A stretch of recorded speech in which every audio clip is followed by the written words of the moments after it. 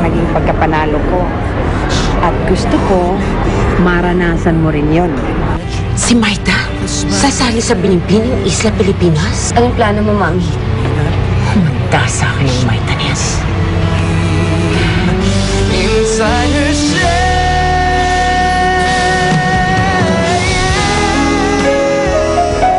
Morning. Morning. Morning. Good morning. Morning. Morning. What do you think, Madam? Well, I think they're okay. It's just that I don't find anyone outstanding. Okay. Huwag kayo mag-alala, Madam. Maghahanap pa po tayo. Okay. Wait lang. Asagasin ko lang muna yung mga applicants. Yes, of course.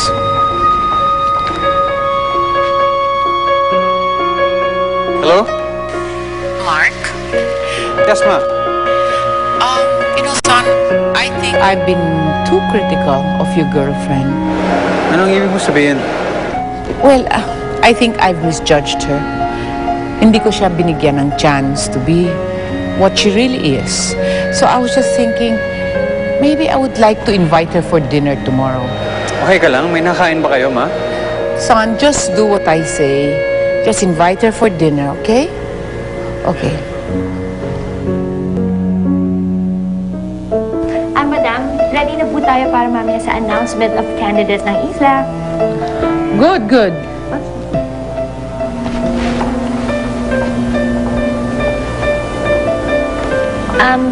Ma'am, may naghahanap daw po sa inyo. Ha? Wala naman akong ibang appointment today, ah.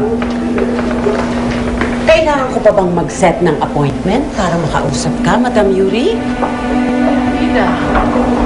May importante tayong pag-uusapan. Mark, kinakabahan ako. Kinakabahan niya na yung paro. Maraming tayo po yan ni Maita. Oo nga naman, Nanay Amparo. Sigurado magiging favorite si Maita dyan. Sika lang. Relax lang. Without further ado, let's all welcome the candidates for this year's Binibining Isla Pilipinas. Candidate number 1 hails from Cebu. Let's welcome Miss Hannah Celine Soto.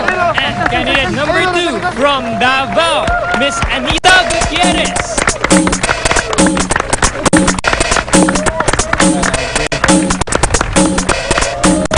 Candidate number 3 from Bohol is Miss Bridget Catuco. Candidate number 4.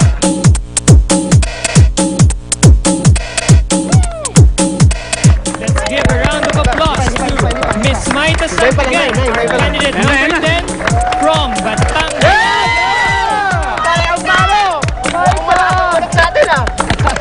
Everyone is so beautiful.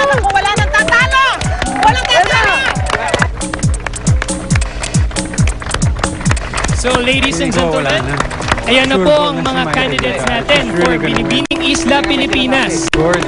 Palakpakan po natin silang lahat.